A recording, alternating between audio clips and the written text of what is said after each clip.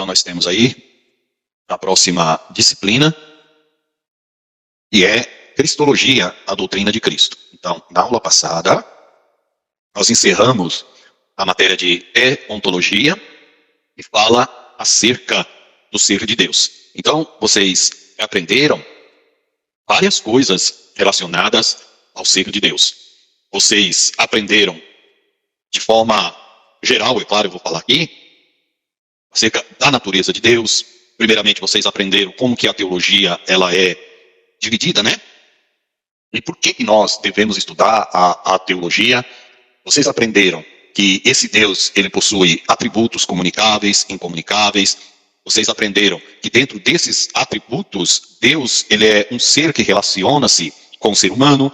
E quando nós falamos aí na matéria de deontologia, que havia várias formas de crença em Deus. Você tinha aí o teísmo, que se refere a nós, aqueles que creem em Deus. Você tinha aí o ateísmo, que é o contrário, né? Aqueles que não creem em Deus. O agnosticismo, aqueles que ficam em cima do muro. E dentro do agnosticismo você tem aí uma subdivisão do agnosticismo teísta e do agnosticismo ateísta, que nessa subdivisão é aquelas pessoas que ficam em cima do muro, mas se ele tiver que ir para um lado, ele prefere saltar para o lado da ciência, no sentido de não crer em Deus. E há outros agnósticos que falam, olha, eu não tenho certeza se Deus existe, mas se eu fosse dar um pulo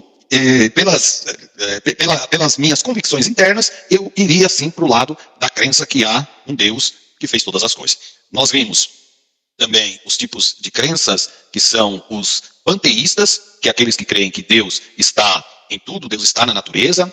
Nós vimos os enoteístas, que são aqueles que creem, os enoteístas são panteístas, mas os enoteístas eles creem que há uma divindade superior, mesmo crendo em várias manifestações desses deuses, eles entendem que há também o quê? Um Deus superior. Nós vimos o politeísmo, que é a crença em vários deuses. Nós vimos o deísmo, que é aqueles que creem que Deus, ele criou todas as coisas, mas, no entanto, Deus deixou esse universo e a humanidade abandonada. Nós vimos todas estas manifestações de crenças. E aí, nós começamos a mostrar essa pessoalidade de Deus, que Deus é um ser pessoal, um Deus que se comunica. E aí, dentro deste Deus que se comunica, nós vimos o seguinte, que esse Deus que está conosco, que é pessoal, ele é transcendente e ele é imanente ao mesmo tempo. Transcendente, porque ele está acima de toda a criação. Imanente é que, mesmo ele estando acima de toda a criação, esse Deus também se torna, né, tão pequeno, esse pequeno sempre entre aspas, é uma forma de expressão, para caber. Ou seja, um Deus tão grandioso, ele desce para se comunicar com o homem. E aí, para se comunicar com esse homem, ele vai trazendo essa revelação progressiva, ou seja, dando-se a conhecer aos poucos para o ser humano. Quando nós falamos desse Deus, nós vimos que, além de ser pessoal, nós vimos os atributos dele, que são os atributos comunicáveis e incomunicáveis. Atributos comunicáveis são aqueles que Deus ele dá parcialmente aos seres humanos. Um exemplo clássico aí é Deus não tem amor, claro, Deus é amor na sua essência. E os atributos incomunicáveis, que Deus, ele tem por ele mesmo. Está na sua natureza, ele não compartilha com mais ninguém. Por exemplo, o atributo de onipotência. Não há ninguém que tenha esse atributo relativo. Pode-se ter alguma força, algum poder, mas não dá para você falar que é um atributo relativo, porque só o nosso Deus, ele tem o atributo de onipotência, ou seja, todo o poder está nas mãos dele. E aí eu esqueci, né, na sequência aqui da revisão, de falar que no atributo comunicável, dei o exemplo aí de Deus como sendo amor. Por que é comunicável? Porque o ser humano também tem a capacidade de amar. Tudo isso porque esse Deus, ele deu na criação do homem a sua característica, que a Bíblia vai chamar de imagem e semelhança. Então, lá em Gênesis 1:26, quando Deus diz, né, façamos o homem a nossa imagem e semelhança, Deus está ali dizendo, eu vou compartilhar com o ser humano parte dos meus atributos, os atributos comunicáveis. Só que, é claro, veio o pecado e arruinou, por conta da desobediência do ser humano, a beleza e a perfeição dos atributos comunicáveis de Deus. Acredito que nós temos uma refrescada na memória de vocês, então tem muitas outras coisas que eu estou puxando na memória aqui o que nós falamos, com certeza tem mais detalhe. Aqueles que tiverem tempo e também quiserem, pode fazer aí sempre a revisão nas aulas anteriores, assistir os vídeos, né? Tem muitos outros detalhes que, é claro, aqui é uma pequena revisão. Então, na sequência das matérias, nós estudamos primeiro a hermenêutica, que é a arte de interpretar a Bíblia. Depois fomos para a bibliologia, que é o estudo sobre a Bíblia. Depois nós fomos para a teontologia e agora nós vamos iniciar a matéria de cristologia. Então já vamos aí para iniciar a nossa matéria, caso não tenha nenhuma dúvida, sempre é essa ideia, tá? Que eu pergunto para vocês, eu vou falando aqui, porém se tiver alguma dúvida, vocês podem me comunicar. Aí, cristologia, a doutrina de Cristo, e é a matéria que nós vamos iniciar a partir de hoje. E aí nós já vemos a introdução da lição, para a gente, de certa forma, já definir o que é a cristologia. Então, se vocês conseguirem decorar uma lógica, fica fácil assim para vocês diferenciarem um nome do outro. Se nós falamos lá teontologia, vocês vão perceber que sempre tem a logia no final. Claro, tem algumas matérias, algumas disciplinas, que não vai ter logia, por exemplo, hermenêutica, né? Tem um nome diferente, não tem como. Mas teontologia, cristologia, pneumatologia, ou paracletologia, que é a doutrina do Espírito Santo. Depois nós vamos estudar também a hamartiologia, que é a doutrina do pecado. Então, sempre essa parte final, logia, ela está se referindo ao quê? Ao estudo de alguma coisa. Então, logia, sempre no final da palavrinha, vocês vão ver aí que é o estudo de alguma coisa. Aqui, ó, logia, se a gente dividir aqui, essa palavrinha, logia, é o estudo do quê? De Cristo, tá? Pessoa de Jesus. Aí quando nós falamos da pessoa de Jesus, nós estamos falando de toda a Bíblia, porque Jesus, ele é o centro das Escrituras. Então, falamos em cristologia, nós estamos falando do estudo e da natureza da segunda pessoa da Trindade. Agora, por que a cristologia, ela é um pouco mais complexa do que a teontologia, que é o estudo acerca do ser de Deus, e da pneumatologia, que é o estudo acerca do Espírito Santo. Porque a segunda pessoa da Trindade, Jesus, nós vamos estudá-lo na perspectiva da sua encarnação e, ao mesmo tempo, na perspectiva divina.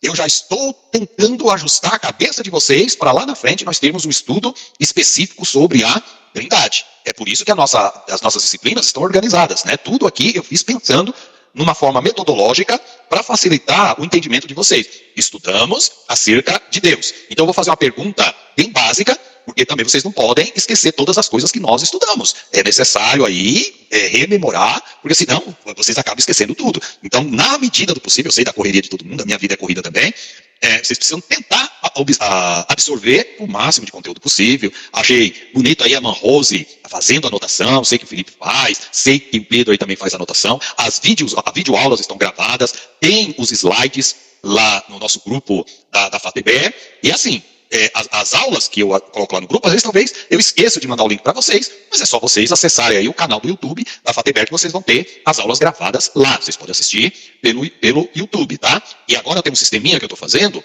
e no próprio slide do resumo das aulas tem inserida o próprio vídeo do YouTube lá. Então você abrir os slides, você está batendo o olho ali nos slides, você pode clicar no vídeo, que vai estar lá num dos slides, você já vai direto para o YouTube. Aí depois você volta nos slides, tá? Então é uma maneira bem didática. Eu tento prover para vocês aí várias metodologias didáticas diferenciadas para facilitar o entendimento de vocês. Então, vamos lá, uma pergunta básica, talvez aí para quem faltou na aula desse dia, é claro, não precisa responder.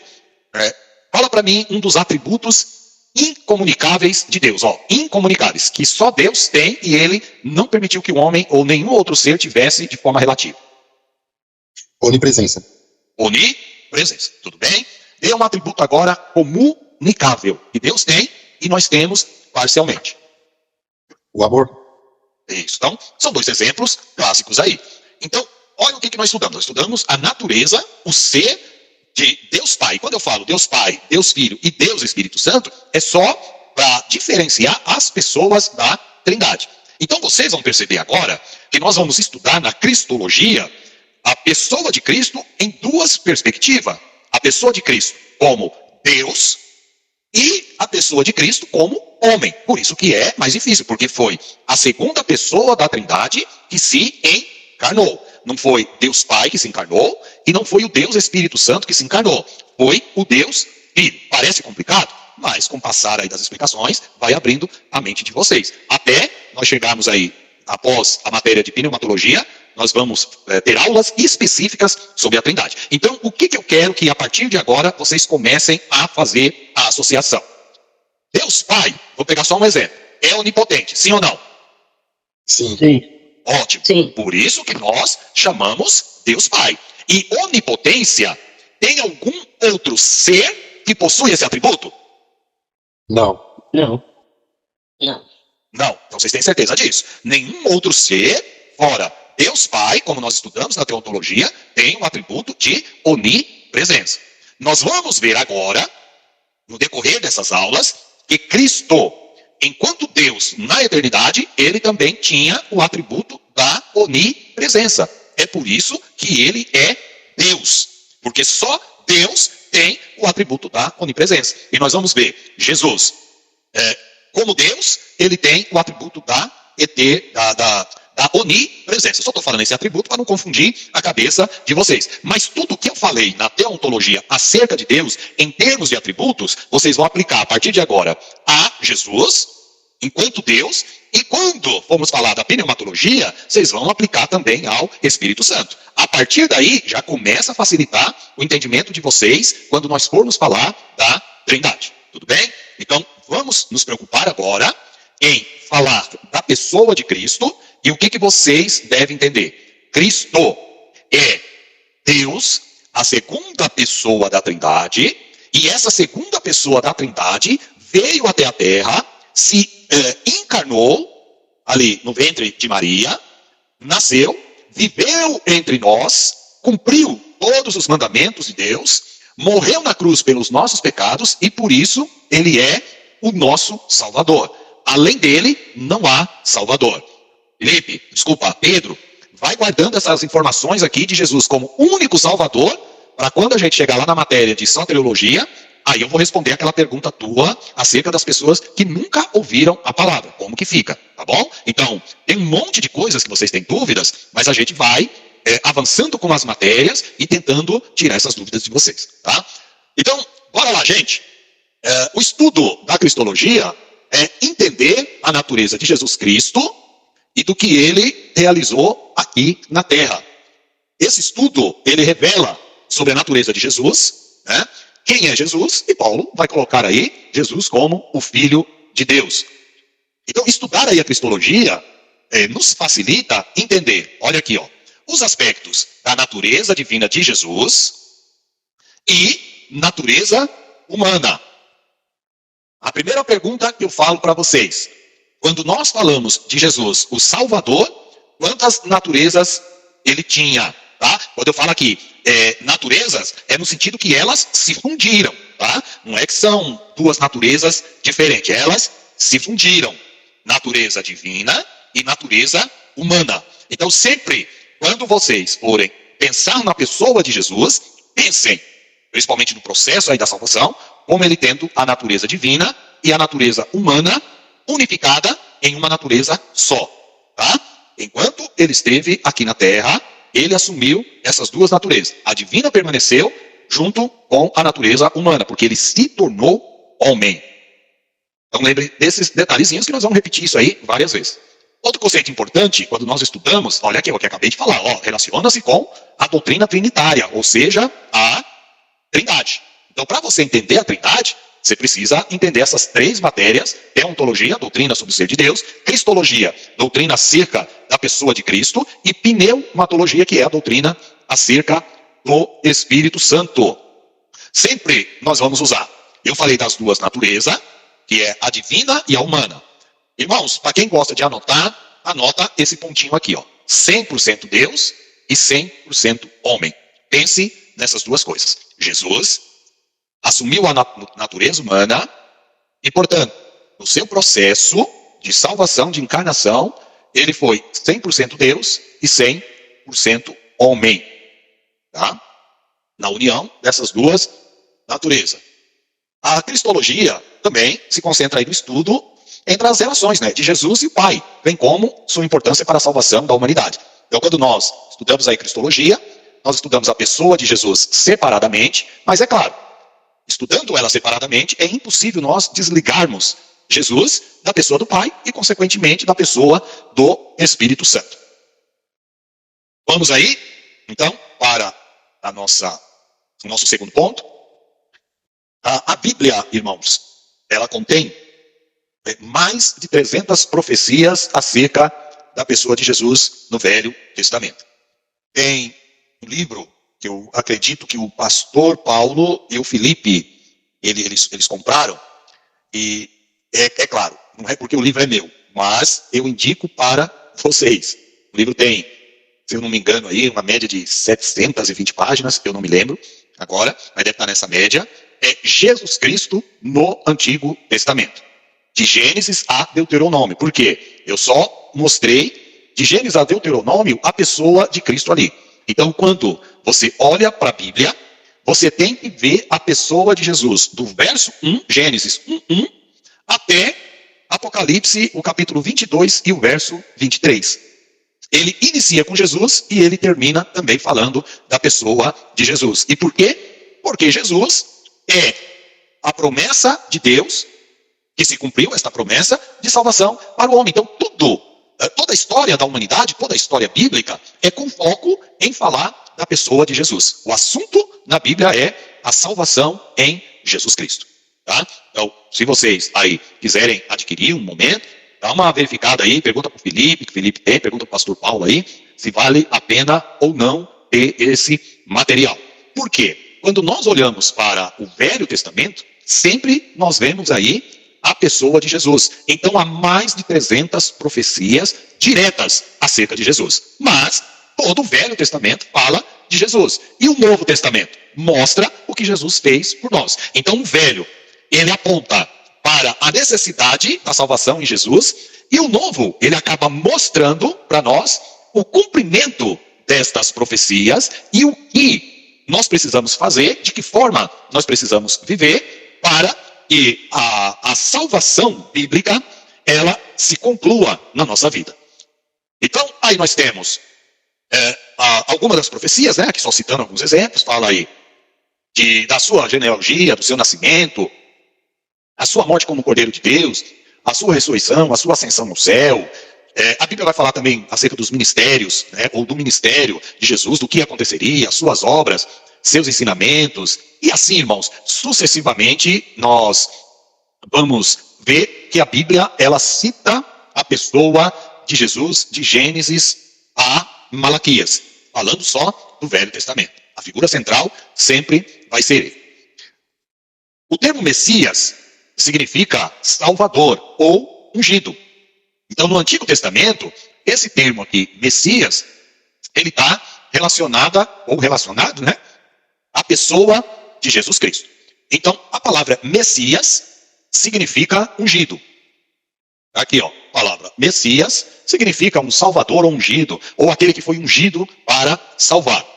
E no Velho Testamento, essa palavra Messias equivale ao termo Jesus Cristo. Então, o que significa a palavra Jesus? Na língua grega, ela significa Salvador. Jesus significa Salvador. E Cristo? Cristo significa ungido.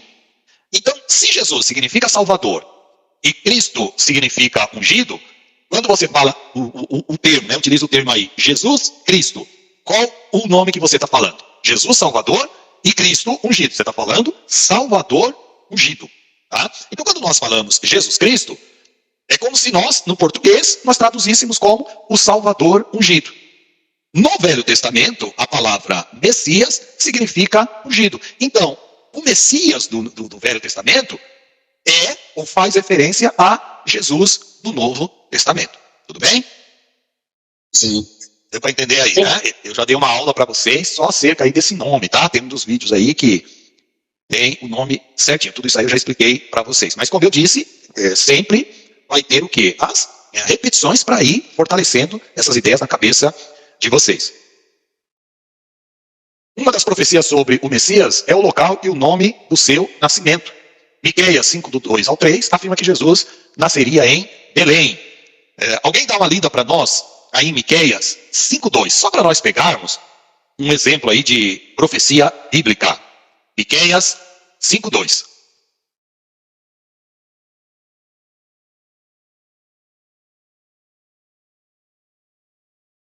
Verso 2? 5, 2 ao 3, né? Deixa eu só confirmar aqui. Só ler o 2. O dois? Isso. Mas tu, Belém, Efratá, posto que pequena entre milhares de Judá, de ti lhe sairá o que será Senhor em Israel. E as suas saídas são desde os tempos antigos, desde os dias da eternidade. Isso. Agora, Pedro, dá uma lida em Mateus 2,6 e a irmã Rose, João 7,42. Mateus 2,6. Isso. E tu, Belém, terra de Judá, de modo nenhum és a menor entre as capitais de Judá, porque de ti sairá o guia que há de apacentar o meu povo Israel. Isso, então, está falando da profecia de Miqueias 5,2. Irmã Rose, João 7,42. João 7,42. Não diz a Escritura que o Cristo vem da descendência de Davi e de Belém, da aldeia de onde era Davi? Isso. Então vocês veem, irmãos, que aí é o cumprimento da profecia de Miqueias 5,2, que vai falar para nós que o Salvador, ele viria exatamente da cidade de Belém. Aí é só um exemplo de uma das profecias, mas como eu falei para vocês, há várias profecias bíblicas fazendo referência a esse nascimento de Jesus, do seu ministério, da sua vida, mais de 300 profecias. Quando nós falamos mais de 300 profecias diretas. Eu não estou incluindo aqui os versos bíblicos que falam ali de alegoria, de tipologia, né, como os sacrifícios do Velho Testamento, as próprias vida de José, a própria vida de Moisés, que é uma metáfora para a vida de Jesus. Então, tudo isso nós vamos encontrar que Deus, ele prometeu que lá no Velho Testamento nasceria a semente da mulher. Irmãos, tudo aponta para Jesus como o Salvador.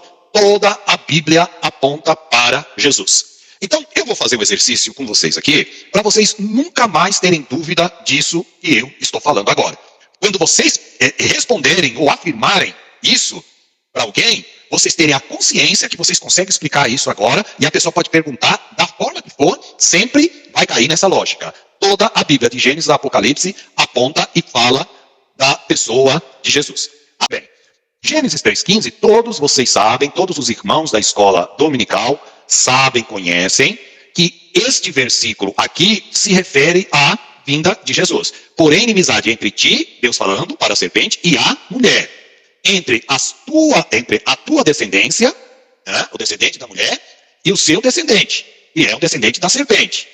Este tem o descendente da mulher, te ferirás a cabeça, e tu lhe ferirás o calcanhar. Então está falando aqui que haveria o descendente da mulher e o descendente da serpente. Então, nesse caso específico aqui, nós estamos falando, irmãos, de que haveria os inimigos de Deus e o descendente que surgiria. Vocês têm plena convicção de que esse descendente aqui é Jesus, sim ou não? Sim. Tá ótimo. Então, é isso que eu quero que vocês peguem.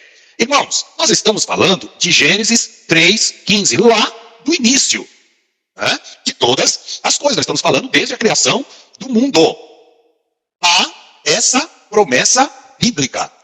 A partir de Gênesis 3,15, todo o desenrolar da história da humanidade, ou todas as intervenções de Deus, é para que essa promessa se cumpra. Então, tudo que vocês lerem na Bíblia, depois de Gênesis 3,15, é o quê? É o desenrolar de todo o processo histórico para que esse descendente nascesse. Ótimo. O descendente nasceu lá, conforme profecias de Miqueias 5:2, lá em Belém. Esse descendente é Jesus Cristo, o Salvador ungido. Tem os evangelhos, Jesus morre, ressuscita, funda a igreja. A partir daí, a igreja cresce, Atos dos Apóstolos, Paulo escreve ali as cartas, os discípulos escrevem as cartas, todas as orientações dadas pelo Espírito Santo, e aí chega Apocalipse, que diz e que fala e que mostra para nós como será o final de todas as coisas. Então, a partir de Gênesis 3,15, eu quero ouvir de vocês o que a Bíblia trata. Sobre o descendente, Jesus, que viria. Pedro? Jesus? Isso. Agora eu vou fazer um outro exercício com vocês. Muito bem, fala de Jesus. Mas como que vocês podem provar para mim que Gênesis 3,15. Vamos pensar em Gênesis 4, Gênesis 5, Gênesis 6, e aí vai indo. Êxodo 1, 2, Levítico, Números, Deuteronômio, Josué, e aí continua. Como que vocês podem provar para mim que tudo fala acerca de Jesus? Faz um raciocínio aí. Acredito que através da simbologia também. Sim, mas tudo bem, Felipe, acertou aí, simbologia. Mas quando não é simbologia? Por exemplo, Josué. Josué conquistando ali a terra de Canaã. Ainda que tenha também uma simbologia, mas vamos pensar ali só na história. Só na história, Josué entrando ali, conquistando a terra prometida. Pensa lá na passagem, que é mais fácil para vocês aí na memória, a queda dos muros de Jericó. O que tem a ver a queda dos muros de Jericó, aquela batalha, toda aquela história bíblica, narrativa bíblica, o que tem a ver aquela história com esse versículo aqui de Gênesis 3,15? Qual é a associação que pode se fazer e que deve se fazer? Então, se vocês estão com dificuldade de responder, eu vou fazer o paralelo, e aí vocês vão usar esse paralelo para qualquer outro texto da Bíblia. Tá? Muito bem, então vamos começar aqui a sequência. Gênesis 3,15. Agora, nós vamos pegar, é que eu não vou ter como aqui colocar os capítulos para vocês, mas eu gostaria que tivesse capítulos aqui. Tá? Então, vamos lá, irmãos. Vamos pensar, ó. Gênesis 3, eu estou aqui. Vocês estão vendo aí na tela, tudo bem? Gênesis 3. Sim. Tá. Vamos pegar aqui Gênesis 6. Só para a gente falar um pouco ali do dilúvio. Então nós temos, aqui ó, eu vou pegar o capítulo completo, tá? Que vai falar de Gênesis 6, que é a corrupção geral do ser humano. E aí vocês conhecem as histórias bíblicas. Muito bem, Eva, pós-promessa, Deus expulsa o homem do jardim. Adão teve filhos e filhas, né? E aqui o homem, a Bíblia já começa a falar da corrupção geral do ser humano. Ora, a Bíblia só está continuando a história de Gênesis, a partir de Gênesis 3,15. Aquele homem que pecou, gerou filhos e filhas, e a descendência dele, no caso ali Adão e Eva, teve a corrupção geral. A história não está continuando? Vocês estão conseguindo raciocinar aí? Sim. Sim. A história continua. Gênesis 6 está falando ali dos descendentes de Adão. Muito bem. Deus, a história continua, Deus anuncia o dilúvio, tá? Deus anunciou o dilúvio, destruiu toda a terra, tudo bem? Sim. Suponha que Deus tivesse destruído todos os seres humanos. Todos. Não sobrou nem a família de Noé. Deus não tinha falado lá em Gênesis 3,15 que da descendência da mulher, que mulher? Eva. Nasceria um descendente, que era Jesus Cristo. Se Deus tivesse destruído toda a humanidade, inclusive a família de Noé, não tivesse ficado ninguém, aquela promessa não cairia por terra? Sim ou não? Sim. Sim. Por que cairia por terra? Ele ia ser mais descendente. Isso. Porque Fala, Rose. humanidade, né? E isso não teria mais o descendente. Tudo bem? Então vocês estão pegando a lógica. Então toda a narrativa bíblica ela está ligada àquele verso. Agora já está ficando mais fácil para vocês entenderem. Muito bem. Deus destruiu toda a terra, com exceção de Noé. Então a promessa de Deus não continuou na pessoa de Noé, do descendente. Sim. Porque estava ligado lá em Adão e Eva. Continuou a descendência. Ótimo. Então agora vai ficando mais fácil. Nós vamos aí para Gênesis 7. Noé entra, aqui está falando, né? O dilúvio. Toda a questão aí do dilúvio. Eu já vou dar um salto aqui, tá? Para a gente chegar lá em Gênesis 12.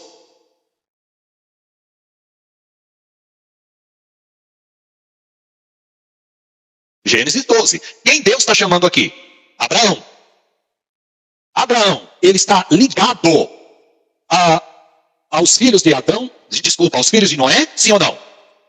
Sim. Sim. Sim. Então, a partir de Noé, de Adão e Eva, nós pulamos para Noé, que são descendentes diretos de Adão e Eva. A partir de Noé, todos os seres humanos que nós conhecemos foram gerados a partir dele. Tudo bem aí? Sem, Cão e Jafé, a partir dos 3 filhos de Noé, toda a raça humana. Mas Noé está ligado lá, e Adão e Eva. Muito bem. Deus chama Abraão, ele faz a promessa. E qual é a promessa que Deus faz a Abraão? E far-te-ei uma grande nação, e abençoar-te-ei, e engrandecerei o teu nome. Aqui Deus falando para Noé. Todas essas promessas que Deus faz, que vai fazer de Abraão, uma grande nação, ela já está ligada à pessoa do Messias. Agora, eu acredito que eu não preciso mais continuar a história bíblica, porque a partir de Abraão, vocês conhecem toda a história bíblica. Tá? Então, a partir de Noé, nasce todos os descendentes de Adão e Eva. Nasce todos os israelitas. E de Noé, consequentemente, toda a humanidade. Então, Abraão está ligado a Noé. E toda a raça humana também está ligada a Noé. De Abraão, Deus faz a nação de Israel. Que era o quê? De onde se viria o Messias. Esse Messias que veio de Abraão, Jesus Cristo, ele veio para salvar a nação de Israel, mas veio também para salvar todos os gentios. Sim ou não? Sim. Sim, tudo bem? Então significa dizer, irmãos, que sendo judeu ou não sendo judeu, sendo gentil, todos estão ligados a Noé, em termos de descendência. E, consequentemente, Noé está ligado a Gênesis 3,15, onde Deus fala que a descendência da mulher esmagaria a cabeça da serpente. Então, vocês dão um salto de Adão e Eva para Noé, que gera toda a humanidade, dão um salto também para a pessoa aqui que nós estamos falando, né? Para a pessoa de Abraão, que gera toda a nação de Israel, e dessa nação de Israel nasce o Messias, que consequentemente está ligado a Adão e Eva. Vocês conseguiram entender essa lógica? Se não, explico de outra forma. Sim. Sim. Sim. Sim? Então vamos lá. Eu vou perguntar para cada um aqui na sequência que aparece para mim. Muito bem. Eu sou uma pessoa que vou questionar vocês. E vou perguntar assim. Ô Felipe, como que você pode fazer a ligação de Jesus a Adão e Eva, sendo que morreu toda a humanidade no dilúvio e só sobrou a família de Noé? Então como que você pode ligar a pessoa de Jesus a Adão e Eva? Como você responderia, Felipe? No caso, Deus havia falado para Adão e Eva, né, que viria um descendente, mesmo a humanidade pecando e morrendo, lá em Gênesis capítulo 6, no dilúvio, mas só que sobrou alguns descendentes de Noé, e através dos descendentes dele foi surgindo. E nisso chegou em Abraão, e Deus ali chamou Abraão, que também veio de Noé, e Deus ali acabou fazendo uma promessa a Abraão, que totalmente abençoaria todas as nações, que agradeceria o nome dele, e assim foi até chegar a Jesus Cristo. No caso seria a genealogia, né? Perfeito, Felipe. Ótimo. Lembre-se, quando Deus faz as promessas a Abraão, quando Deus, a gente chama de aliança, né? Quando Deus faz a aliança com Abraão, na verdade essa aliança, ela sempre está ligada à promessa de Gênesis 3,15. Tudo bem? Então é o quê? É um elo da corrente, cujo primeiro elo é Adão e Eva. E aí Deus vai fazendo esse elo até chegar à pessoa de Jesus. Pedro, se eu perguntasse, como que você consegue ligar a pessoa de Jesus a Adão e Eva, fazendo uma retrospectiva histórica, ou seja, vendo Jesus no Novo Testamento, olhando para Israel, olhando para Abraão e, consequentemente, olhando para Adão e Eva. Como que você pode fazer uma retrospectiva de Jesus até chegar em Adão e Eva? Como que você faria essa retrospectiva? Bom, eu falaria que a promessa do descendente continuou com os descendentes de Abraão, dos israelitas, até chegar em Cristo. Como o pastor citou do dilúvio de Noé, que a promessa do descendente continuou em cima do descendente de Noé. Ótimo. Até, consequentemente, Noé é descendente de Adão. Mas, Rose, explica para mim como que faz a ligação de Adão até a pessoa de Jesus. Eu entendi assim, porque aqui em Gênesis 5:15, né? Já tinha, 3,15. 3:15. Já tinha uma promessa, quer dizer que tipo assim, fosse Jesus a semente principal, né? Aí aquela semente principal estava tipo, a gente estava já em plantação, né? Aí veio o dilúvio, né? Veio a família aqui, primeira, né? Que foi Adão e Eva. Aí foi indo até a destruição, né? Da humanidade. E ficou o Noé, né? E seus filhos, Certo. né? Aí Isso. depois de Noé e seus filhos veio a descendência que foi Abraão, né? A continuação da semente que foi germinada, que essa semente era Jesus. Eita, Marrose, parabéns. Muito bom. Fez certinho aí a sequência, tá? Irmão Paulo, eu não sei se o microfone do irmão Paulo tá funcionando. Vai ser o irmão Paulo. Tá funcionando, né, senhor? Irmão Paulo, eu vi que o senhor saiu, aí colocou de novo. O senhor só estava acompanhando aqui a nossa reflexão ou não? Desde o começo, né? Sim. Ótimo, ótimo. É porque eu tive que inserir de novo, eu pensei que tinha caído aí o sisteminha do senhor. Então vamos lá. É fácil, né? Agora a gente fazer essa ligação. E aí, o irmão Paulo, com certeza, com mais experiência, e que ele também é uma pessoa que dá aula também, ele vai fazer isso aí, até incluindo mais dados. Então vamos lá, irmão Paulo. Pega de Gênesis 3,15 e vai construindo, dando uns saltos, né, na história. Pode dar uns saltos longos aí, para a gente resumir, até chegar à pessoa de Jesus. Então, conta para nós a história, dando uns saltos aí, até chegar à pessoa de Jesus, começando lá em Gênesis 3,15, chegando até o nascimento de Jesus. Ou seja, os saltos aí que o Velho Testamento mostra para nós. Pode ir, pode falar, irmão Paulo, fica à vontade. Então, ali em Gênesis 3,15, Deus já começa a fazer a promessa que enviaria um Salvador. Nós vamos ver que dali já começa o justo morrendo, que é Abel. Mas aí Deus, a descendência já começa com Sete. Nós vamos observar que a tendência do diabo sempre foi exterminar a descendência da mulher, mas Deus sempre preservar. Que aí preserva a família de Noé junto com Sem, Cã e Jafé. Chega lá em Moisés também, no nascimento, você vai observar que já Faraó tenta também eliminar os meninos machos. Só que a promessa de Jesus Cristo, do Senhor, ela não tem como voltar atrás. É tanto que em Isaías 7, no versículo 14, a Bíblia vai dizer assim, mesmo o Senhor vos dará um sinal. Escarra verde conceberá e dará à luz um filho. E chamá-lo pelo nome de Emanuel, Emanuel traduzido é Deus conosco. Lá, quando chega em Mateus 1, se eu não me engano, 21 ou 23, a Bíblia vai dizer assim, terás um filho e porás o nome de Jesus, porque esse salvará o seu povo dos seus pecados. Pela lógica da Bíblia, o diabo ele sempre foi tentando eliminar a semente da mulher pela inimizade que Deus falava. Mas aí Deus também sempre foi preservando a Cristo para que se cumprisse a promessa de Jesus Cristo para salvar a humanidade. Ótimo. Fechou. Então, agora, irmãos, fica fácil vocês entenderem, né, depois dessa construção que nós fizemos, a gente... Ô, irmão Paulo, desculpa, o senhor terminou mesmo ou quer continuar? Oi? O senhor terminou a sequência ou o senhor quer continuar a falar mais coisa? Aí a gente também vamos observar, se eu não me engano, é em Hebreus.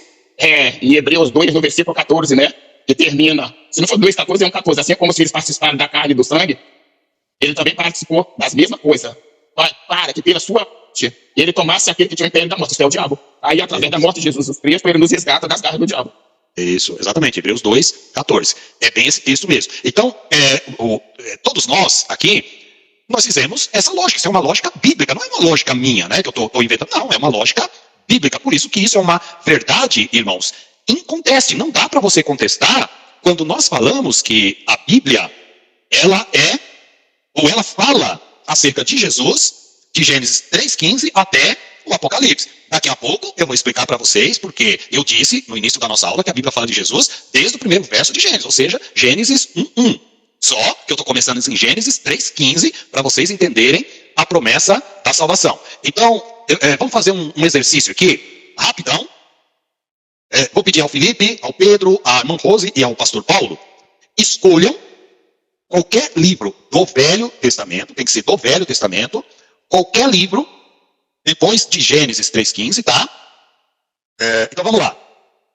Qualquer livro, entre Gênesis e Malaquias, qualquer capítulo entre Gênesis 3 e Malaquias, o capítulo 4, e qualquer versículo da Bíblia, de Gênesis 3,15 até Malaquias 4,12, que deve ser o último verso ali de Malaquias. É assim, aleatório. Pode ir, abre a Bíblia de vocês aí e escolha um verso. Para a gente provar E aquele verso está ligado à pessoa de Jesus. A promessa lá em Gênesis 3,15. Qualquer um. E pode ser o mais difícil que vocês acharem, imaginarem e tal, passar pela cabeça de vocês. Nós vamos provar que qualquer um desses versos está diretamente ou indiretamente ligado à pessoa de Jesus. Então vamos lá, eu vou pegar a sequência aqui, tá? Vai lá, Felipe. Qual é o livro, o capítulo e o versículo? Ô pastor, eu estava olhando aqui, Isaías capítulo 66, verso 15. Tá, o que diz Isaías 66,15? Porque eis que o Senhor virá com fogo e os seus carros como um redemoinho para tornar em furor a sua ira e em chamas de fogo a sua repreensão. Isso. Então vamos lá. Esse capítulo de Isaías 66,15, esse verso pode estar ligado ao furor da sua ira. Lembra lá, irmãos, da linguagem antropopática? Deus se ira como ira o homem? Não. Não, aí, ó. Tá vendo? Quando vocês batem o olho no verso, a coisa já começa, você já, opa, aqui eu lembro que eu aprendi isso aqui. Então vamos lá. Se esse furor, ou se essa promessa de Isaías está se referindo a Israel, né, que ele viria com o furor da sua ira, para castigar a Israel, fica fácil. Porque Israel está se referindo à pessoa, a nação de Israel. A nação de Israel, quem é o pai da nação de Israel? Felipe? Abraão. Abraão. Então nós já fomos lá atrás. Abraão veio ligado a quem? Noé. Noé está ligado a quem? Adão e Eva. Adão e Eva. Então Isaías 66,15. Deus está falando, ó, nação de Israel. Não importa ali qual é a punição que Deus vai dar, Deus está falando que vai punir um povo, porque é desse povo que nasceria o Messias. Entendeu a lógica aí, Felipe? Sim, pastor, agora entendi. Ótimo. Pedro, o seu verso. Isaías 42:1. Isaías 42:1. O que diz aí?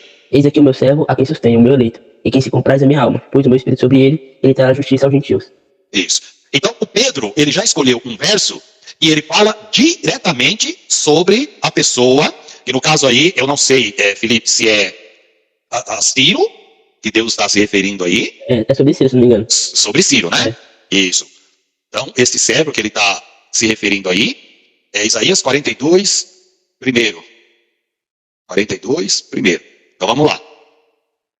Eis aqui o meu servo, nananá, não clamará, nem gritará, nananá. Então, eu não sei o contexto aqui, mas talvez o Pedro já tenha lido aí esse contexto. Se for sobre a pessoa de Ciro, Ciro foi aquele que permitiu que houvesse a reconstrução dos muros lá de Jerusalém e também o templo, porque o templo havia sido destruído. Isso é chamado o cativeiro assírio.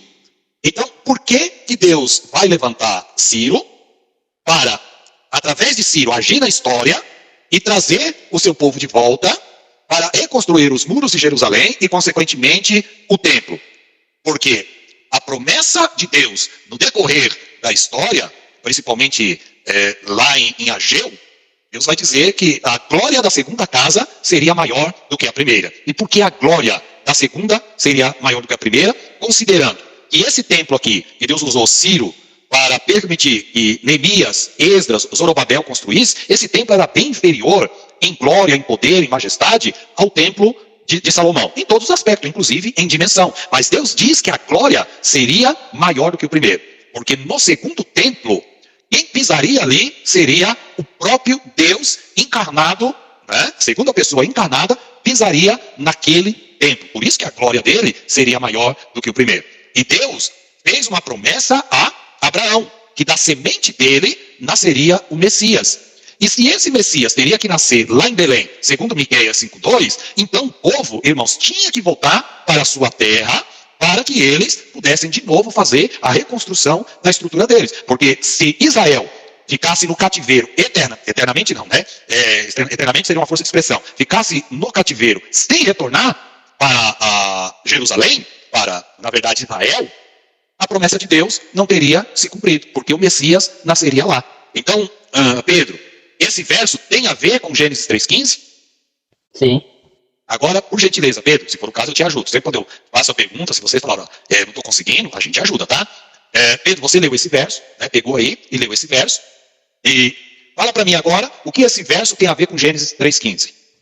Eu entendi assim, pastor, que no caso como o povo de Israel, um estava no cativeiro da Síria e outro da Babilônia, E como até tinham ficado alguns israelitas, só que eram, tipo, os que tinham, não importavam muito para o que estava no poder da Babilônia, né? Mas se Isso. não, Deus levantasse para que pudesse, o povo de Israel pudesse voltar à terra de Israel, e lá pudesse vir o descendente lá de Gênesis 3,15, que viria de Belém, segundo Miqueias. Ótimo. Parabéns, meu amigo. Certinho. Estão pegando a lógica aí certinha. Irmã Rose, qual que é o livro, capítulo e versículo que a senhora escolheu? Olha, eu abri em Deuteronômio 12:5. Deuteronômio 12:5. Pode ler aí para nós. Sai do lugar que o Senhor vosso Deus escolheu, de todas as vossas tribos, para ali pôr o seu nome. Buscarei para a sua habitação e ali vivereis. Isso, ó. Vocês viram que nós não combinamos e os versículos foram aleatórios aí. Cada um foi escolhendo um, né? Sem a gente fazer conexão nenhuma. O que Deus está falando aqui? Olha como a Bíblia, ela é uma unidade perfeita que nós estudamos lá em bibliologia. Vamos pegar aqui o contexto. Ó, são esses, o verso 1, tá? Deus está falando dos estatutos, que é para eles, né, observarem que tinha que destruir todos os ídolos, tal. Eles não deveriam adorar a esses ídolos. E no verso 5, a irmã Rose leu, Deus diz, ó, mas buscareis o lugar que o Senhor vosso Deus escolher de todas as vossas tribos, para ali pôr o seu nome e sua habitação, e para ali ireis. O contexto está dizendo o seguinte, que os israelitas não deveriam adorar os postes ídolos, né? Que eram ídolos ali feitos de madeira, e tinham que destruir todas as imagens, que não poderiam adorar ídolos nenhum, quando eles entrassem lá na terra de Canaã. E Deus fala, vocês vão me adorar num lugar e eu direi para vocês adorar. No primeiro momento, foi o tabernáculo no deserto. Esse tabernáculo ficou um período lá em Siló. E ali em Siló, no primeiro momento, era o local de adoração, porque até então não havia sido construído o templo. Então Deus está falando para eles que eles conquistariam a terra de Canaã, que se tornaria a Palestina, o Estado de Israel, de onde seria formada a nação judaica e da qual viria o Messias. Então, Rose, o que tem a ver Deuteronômio 12:5 com Gênesis 3:15? Eu entendo assim, porque voltando, né? Ali onde, né? Fala das sementes, né? Isso. Então, essa semente vem, né, germinando até chegar a esse ponto, né? Porque a humanidade se corrompia, né? Adorava Certo. outros deuses, outras imagens de esculturas, né? Deuses estranhos, povos estranhos, né? Aí Deus determinou, né? Falando aqui em Deuteronômio, né? 12:5, que ele ia construir um lugar, um altar para a descendente da humanidade adorar só ele, né? Isso. Que era a pessoa também do Senhor Jesus, a segunda pessoa, né? Somente a ele. Adorar e prestar culto, né? Exatamente. Então, Do Senhor Jesus. isso. Nesse lugar, que no primeiro momento seria Siló, porque foi ali para pôr o seu nome, a sua habitação, e para lá ireis. E preste atenção que na sequência do versículo vai dizer, ó, esse lugar farei chegar os vossos holocaustos, os vossos sacrifícios, aqui, ó, os vossos dízimos, né? Para onde se levava, irmãos? Os dízimos, as ofertas, não era lá para o templo. Só que antes que o templo fosse construído, esse local de adoração ficava lá em Siló. E aí futuramente veio o templo de Salomão, foi destruído pelos babilônios, depois veio o templo reconstruído de Esdras, Neemias e as muralhas, né? De Zorobabel. Então, qualquer verso bíblico que vocês pegarem, está ligado, direta ou indiretamente, a Gênesis 3:15. Tá? Mão Paulo? Amém. O livro, o capítulo e o versículo que o Senhor escolheu aí. Isaías 53, no versículo 4, diz assim, Vai lá. verdadeiramente ele tomou sobre si as nossas enfermidades e as nossas dores levou sobre si. E nós o reputamos por aflito, ferido de Deus e oprimido. Esse verso não precisa nem dizer, né? Os 3 versos do Felipe, do Pedro e da irmã Rose foram ligações indiretas com Gênesis 3:15. Não está tão explícito assim, mas basta você fazer a inferência que você chega lá a Gênesis 3:15. Aqui não precisa nem dizer. Bom, Paulo, fala para nós, porque aí já é o quê? Uma referência direta a Gênesis 3:15. Mas faça uma reconstrução para nós aí, pastor Paulo, até chegar lá, em retrospectiva, a Gênesis 3:15. pode usar o Novo Testamento ou só o Antigo? Isso respinga, é claro, no Novo Testamento, né? Que vai falar de Jesus, mas e é claro que a gente fala que Jesus, esse verso está falando de Jesus, mas só para a gente pegar essa retrospectiva, não tem problema. Faça citações lá do Novo Testamento, citações do Velho, passagem do Velho, do Novo, mas até chegar lá em Gênesis 3,15. Fica à vontade. A Bíblia vai falar em Romanos 3, no versículo 23, que todos pecaram e destituídos estão da glória de Deus. A Bíblia vai dizer no Salmo 103, no versículo 3, que é Ele que perdoa todas as nossas iniquidades e sara todas as nossas enfermidades. A Bíblia vai dizer no Salmo 147, 3, que Ele sara os quebrantados de coração e liga-lhes as feridas. A Bíblia vai dizer em Gênesis 3,15 agora, que Deus ele faz uma promessa de Jesus Cristo. O castigo que era para vir sobre nós, agora Jesus Cristo, através da sua morte, toma nossas enfermidades e nossas dores. E assim se cumpre a palavra de Deus na nossa vida. Eita, Jesus. Que coisa boa, né? Agora eu quero fazer uma pergunta geral. Irmãos, se vocês pegarem agora qualquer versículo bíblico, vocês conseguem fazer essa ligação com Gênesis 3,15? Sim. Sim. Sim. Pode ser assim, mas qualquer versículo mesmo, não vamos nem falar do Velho Testamento, do Novo Testamento, porque no Novo Testamento nasce Jesus, aí você já liga direto, né? Mas vamos pensar assim, entre Gênesis e Malaquias, porque chegou ali em Malaquias, automaticamente você já entra no Novo Testamento. Qualquer versículo mesmo, e eu pegar aqui, vocês conseguem fazer essa ligação? Ou vocês aí, tá? Pensar em qualquer versículo, Salmos, vamos lá, vamos pensar assim, a história lá de Ruth e Moabe. Tem Ruth e Moabe, ó. Ai, meu Deus. Ruth e Boaz. Ruth e Boaz. Tem a ver com Moabe, mas Ruth e Boaz. Vocês conseguem ligar lá com Jesus ou não? Sim. São Paulo, perfeito, né? Felipe, Juan, Rose? Sim. Conseguem? E aí, só um minutinho, antes de você falar. Aí é uma ligação, né? Paulo, eu gostei que ele falou com a certeza tão grande, né? Porque a Ruth, ela foi a bisavó de Davi.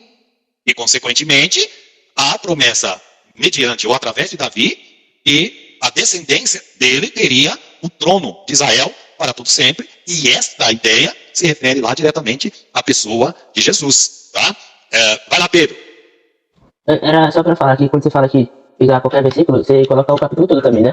E vai ser difícil você pegar só um versículo só e ligar a Cristo. Não, é porque, lembre-se que na hermenêutica, você tem o capítulo, o verso, né, inicial, depois você tem o contexto imediato, que é o capítulo, e depois você tem o contexto remoto, que aí é toda a Bíblia. Semelhante ao que o pastor Paulo, ele fez ali. Ele pegou o verso de Isaías e usou todo o contexto remoto para chegar lá em Gênesis 3,15. É claro que quando a pessoa vai ler o verso, ele tem que entender de interpretação bíblica, né? Por isso que eu estou perguntando para vocês, que já passaram pela matéria de hermenêutica, já sabe que para você analisar um verso, você precisa analisar o capítulo fala do livro, e o livro, ele está interconectado com todos os outros livros, tanto do Velho como do Novo Testamento, ou seja, os 66 livros. Agora, uma pessoa que não tem esse conhecimento, ele vai ter uma dificuldade extrema de pegar, por exemplo, o versículo que a irmã Rose leu, lá em Deuteronômio, e fazer essa ligação lá com Gênesis 3,15. Tá? Ele precisa ter uma certa habilidade de interpretação, porque senão não consegue. Tá? Então sempre vocês têm que pegar específico. Opa, o verso está falando de tal coisa. É o contexto inicial. Mas qual que é o contexto imediato? Opa, dentro do capítulo está falando isso. Opa, vamos para o contexto agora imediato. Tá? Aí vocês já vão depois para o contexto remoto e aí aprofundando a interpretação. Tudo bem, Juan? Mas é claro, se ler o versículo seco e não ter essa ideia, não consegue chegar até esse ponto. Nós não fizemos intervalo, tá? E já são 21h40. Eu quero ver se eu fecho essa parte com vocês, por isso que não vai dar para a gente fazer o intervalo. Mas eu quero ainda insistir um pouco nessa questão. Imagina se vocês pegassem ali a história de Sansão. Os capítulos lá de Juízes, que fala da história de Sansão. Como assim vocês fariam essa ligação com Gênesis 3,15? Eu não vou falar o capítulo, o versículo, vocês conhecem ali a história, tá? Imagina lá a história de Sansão. Como que vocês ligariam lá a história de Sansão, ou os capítulos que falam da história de Sansão com Gênesis 3,15? Pastor, no caso, aí a gente vê Deus perdoando Sansão por ele se arrepender, Assim também é Jesus Cristo sobre a nossa vida, né? Como vai dizer João na primeira epístola, se confessarmos os nossos pecados, ele é fiel e justo para nos perdoar os pecados e nos purificar de toda injustiça. Então, deixa eu ajustar melhor a pergunta. Aí o Felipe, ele respondeu, mas alegorizando, simbolizando os perdão dos pecados de Sansão com o perdão que Jesus nos dá. Mas eu quero que vocês sejam mais diretos, sem pensar em alegoria, historicamente falando mesmo, tá? Sem espiritualizar. Qual a ligação que tem a história de Sansão com Gênesis 3,15? Então, já vou dar uma dica, para ficar mais fácil. Aí vocês podem responder, que a gente faz uma outra. Irmãos, pensou nas histórias bíblicas? Você já liga com Abraão. Olha, se nós fôssemos responder aqui a mesma pergunta, vou responder. Sansão estava ali já na terra prometida, ele era um dos juízes, os filisteus queriam destruir o povo de Israel, e lembre-se bem do que o pastor Paulo ele falou, que no mundo espiritual, o diabo, ele sempre fez essa ligação. Ele sempre soube disso que nós estamos falando agora. Ele ligava e falou, ó, vai nascer o descendente da mulher. Então, ele fez a promessa, reafirmou essa promessa a Noé. Eu preciso dar um jeito de destruir. Ele fez a reafirmação a Abraão que o descendente vai vir. Então eu preciso destruir a descendência que vier desse homem Abraão. Então quando vocês veem ali filisteus, girgazeus, jebuseus tentando destruir Israel, não é somente no sentido humano de guerra para proteger a terra. Também há ali, irmãos, um aspecto espiritual de o diabo utilizando aquelas nações ímpias para exterminar o povo de Israel. Porque o que o diabo queria era impedir o nascimento da semente da mulher que ia esmagar a cabeça dele. Então tem um aspecto político, um aspecto literal do texto, que é eles impedindo Israel de tentar conquistar as terras deles, ao mesmo tempo os filisteus tentando conquistar as terras de Israel, tentando subjugar Israel, mas por outro lado tem o outro sentido espiritual, é que o diabo queria destruir a nação de Israel, porque ele sabia que a partir da promessa de Abraão, era da nação de Israel que nasceria o descendente. Então quando nós falamos aqui, fica fácil, eu já vou dar a dica para vocês. Qualquer história bíblica, né, se referindo a Israel, que envolve Israel, logicamente você já dá um salto lá para Abraão. Sansão, no período dos juízes, o povo já conquistou a terra, já morreu Josué, já morreu Moisés, já volta lá atrás para Jacó, que já volta, consequentemente, para Abraão. É só fazer essa ligação direta aí, tá? Não precisa nem fazer essa alegorização que o Felipe fez. Já vai direto ao assunto. Deu para entender essa lógica? Sim. Tá. Sim. Então, se nós formos pegar lá, Malaquias. Ué, irmãos, Malaquias é o último profeta. Malaquias era um judeu. O último profeta não vou falar o último profeta do Velho Testamento, porque, na verdade, o último profeta que profetizou nos moldes do Velho Testamento foi João. Mas podemos dizer assim, na dispensação do Velho Testamento, o último profeta é Malaquias. Ora, Malaquias era um judeu que profetizou para a nação de Israel, que está ligado diretamente a Abraão. Aí a história de antes de Abraão até Noé, vocês já ligam a Noé. Antes de Noé, liga ao dilúvio, que consequentemente liga a Adão. Está percebendo? É só fazer esses recortes aí, esses pontos de ligação, que vocês chegam lá em Gênesis 3,15. Tudo bem? Sim. Ficou fácil agora? Sim. O que foi essa risada agora, Juan? Ou Pedro? A gente tenta, né? A gente tenta, exatamente. Mas, pegando essa lógica, fica fácil. Então agora eu quero voltar com vocês no texto, para nós encerrarmos a nossa aula, para eu fechar essa lógica aqui. Porque sempre quando eu disser nas aulas que Jesus Cristo, ele é o centro das Escrituras, eu me refiro a essa questão. Que a partir do momento que a promessa foi dada em Gênesis 3,15, vocês já chegam lá em Malaquias, nasce Jesus nasce, tem o seu ministério, a sua vida, morre, ressuscita, e a partir daí é feito os evangelhos, escritos os evangelhos, as epístolas e o livro de Apocalipse. Todos eles vão falar do quê? Da pessoa de Jesus e da salvação que ele efetuou. Então a Bíblia de Gênesis lá, Apocalipse, fala de Jesus. Só que talvez esteja na cabeça de vocês a seguinte pergunta. Se o pastor, ele falou aí que é de Gênesis 1:1, e aí eu quero que vocês abram a Bíblia de vocês em Gênesis 1:1. Gênesis 1:1, consequentemente, está antes de Gênesis 3:15. Aí a pergunta que vocês poderiam fazer é, fala, pastor, calma aí. Até agora nós entendemos que de Gênesis 3,15 é a promessa do nascimento do descendente da mulher, o desenrolar da história é para que esse descendente da mulher, ele nasça. Então de Gênesis 3,15 até Apocalipse 22,13, a gente consegue fazer a ligação. Mas e antes de Gênesis 3,15, como que a gente vai encontrar Jesus?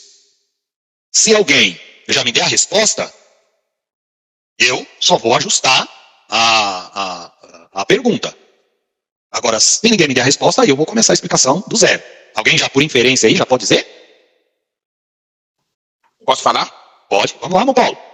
Então, Jesus Cristo, ele é Deus na Trindade. Ele é Deus. Aí você vai ver que lá no capítulo 1 de João fala assim, no princípio era o verbo. E o verbo era Deus. E o verbo estava com Deus. Tá? Todas as coisas foram feitas por ele. Sem ele, nada do que foi feito se fez. Nele estava a vida, e a vida era a luz dos homens. A luz resplandece nas trevas, e as trevas não a compreenderam. Então, antes da terra existir, Jesus Cristo já existia. Tudo bem, irmãos? Vocês vão falar mais Sim, alguma coisa? sim. Pegaram a lógica? Sim. Muito sábio. Eu só vou agora reforçar isso aqui, ó. Vamos lá. No princípio, lembre-se que eu comecei a nossa aula falando que Deus é ontologia, Deus Pai, segunda pessoa da Trindade, Deus Filho, Jesus e o Espírito Santo. Então, quando nós falamos aqui, no princípio, criou Deus, esta palavra Deus, ela está comportando a ideia da Trindade. Aí vocês fazem a ligação toda e já faz associação com o que o pastor Paulo sabiamente respondeu.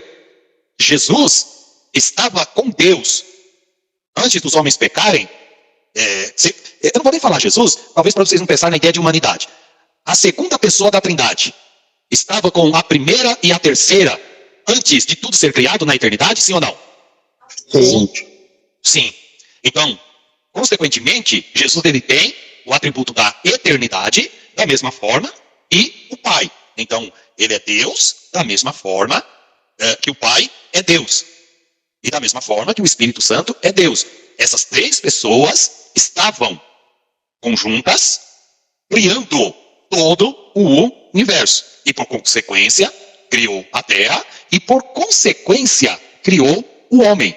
É por isso que lá no texto está dito, façamos o homem à nossa imagem e à nossa semelhança.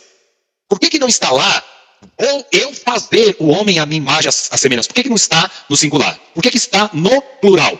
Façamos. Porque indica, claro que um judeu nunca vai aceitar isso, né? Essa explicação nossa, mas no conjunto todo da Bíblia fica muito claro para nós que Deus estava se referindo às três pessoas da Trindade. Então, o homem é a semelhança de Deus Pai, Deus Filho e Deus Espírito Santo. Então, nós ligamos Gênesis 1:1, porque Jesus está aqui, Apocalipse 22:13. Agora, vocês conseguem entender perfeitamente quando eu digo que Jesus, ele é o centro das Escrituras, que de Gênesis 1:1 até Apocalipse 22:13, todo o processo da Escritura era acerca dele? Sim. Sim. E aí, alguém pode dizer para mim, mas poxa, aqui nesse período, Jesus não tinha, ou melhor, nesse período até Gênesis capítulo 3 ali, né, o homem não tinha pecado. Então não existia a ideia de salvação. Como que Jesus, ele pode, aqui a gente dizer que ele é o centro ainda da salvação humana? Vamos ler um verso, irmãos. Se não me falha a memória, está em Tito, capítulo 1 de Tito.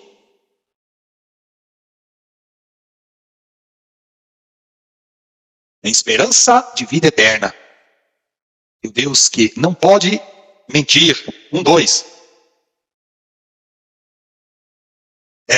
Eu vou pedir aqui quem não leu ainda, todo mundo leu, né? Pastor Paulo, faz a gentileza, meu santo. Lê para nós Tito, Tito capítulo 1 ao verso de número 4. Vamos ver então. Paulo, servo de Deus e apóstolo de Jesus Cristo, segundo a fé dos eleitos de Deus e o conhecimento da verdade, que é segundo a piedade, em esperança da vida eterna, a qual Deus, que não pode mentir, prometeu antes dos tempos dos séculos, mas, a seu tempo, manifestou a sua palavra pela pregação, que me foi primeira defesa, antes todos me desampararam. Que isto lhes não seja imputado. Não, estou errado, está errado. Pera, vou voltar aqui, eu fui para cima, não é isso. Isso, pode Mas, a seu tempo, manifestou a sua palavra pela pregação que me foi confiada, segundo o mandamento de Deus, nosso Salvador.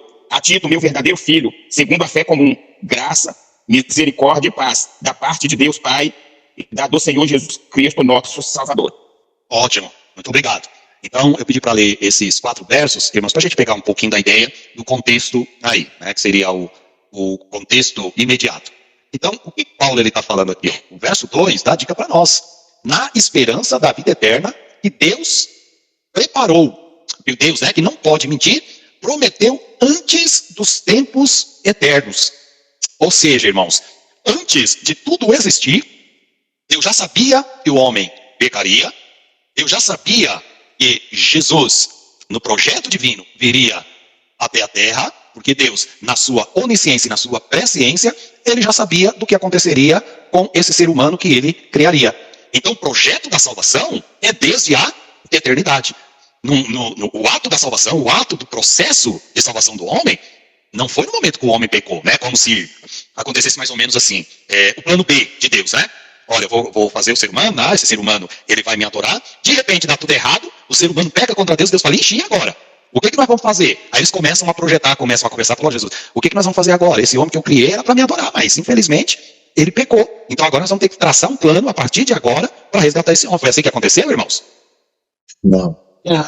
Não. Desde os tempos eternos. O Senhor já sabia que esse homem pecaria. Então Jesus já sabia do processo que ele passaria antes mesmo de criar todas as coisas. E quando ele está criando o homem e a mulher, ali a Trindade criando, já estava no projeto deles, né? Vou criar vocês com todo amor, com todo carinho, vou dar tudo de bom e tudo que vocês precisarem de melhor. Mas nós sabemos, as 3 pessoas da Trindade, estou parafraseando, né? Imaginando, conjecturando, falando ali, olha, vou criar vocês, mas eu sei que vocês vão se rebelar, parte de vocês vão me aceitar, parte de vocês não vão me aceitar, mas eu vou ter que salvá-los todos, não pelos méritos de vocês, mas pela graça da salvação que meu filho vai pagar mediante o preço de morrer na cruz pelos pecados de vocês. Aí entra o verso que o pastor Paulo leu, lá em Isaías 53:4, né? E ele tomou sobre si as nossas enfermidades, né? E o castigo os nossos pecados e as nossas enfermidades, o castigo que nos traz a paz estava sobre ele. Então Deus já sabia. Então, começando de Gênesis 1:1 até Apocalipse 22:23, Jesus é o centro das Escrituras, em torno do qual Deus cumpriria o projeto de resgate desse ser humano. Ficou alguma dúvida? Não. Não. Né? Tá ótimo. Então, vamos encerrar a nossa aula. Passei um minutinho aqui. Hoje eu estou mal, porque não dei o intervalo aí. E é assim, né, irmãos? Eu dou aula, eu percebo que eu preciso concluir um raciocínio com vocês, porque quando eu falar assim, Jesus é o centro das Escrituras, vocês vão ter aquela ideia, vocês vão lembrar de tudo isso. Fica fácil explicar para todo mundo o porquê que a Bíblia, né, ela é tão unificada, tá? O pastor Paulo ia falar alguma coisa, eu já vou abrir a palavra para o pastor Paulo, e na sequência, o pastor Paulo mesmo ora para nós encerrarmos a nossa aula. Pode falar, pastor Paulo. É que também dá para concluir em Efésios, no capítulo 1, no versículo 3 e 4, que diz assim: Bendito Deus e Pai de nosso Senhor Jesus Cristo, o qual nos abençoou com todas as bênçãos espirituais nos lugares celestiais em Cristo, como também nos elegeu nele antes da fundação do mundo, para que fôssemos santos e irrepreensíveis diante dele em amor. Eita, coisa linda, né? Nos elegeu antes da fundação do mundo. Ou seja, não tinha sido nada criado, né, pastor Paulo? Nada criado. Nada criado, e Deus já olhava na sua presciência, vou eleger um povo para adorar o meu nome. Isso é muito lindo, irmãos, nós vemos o quanto a Bíblia ela tem uma unidade tão perfeita, e quanto tudo vai, né, casando um com o outro, a partir do momento que os nossos olhos vão se abrindo. Então,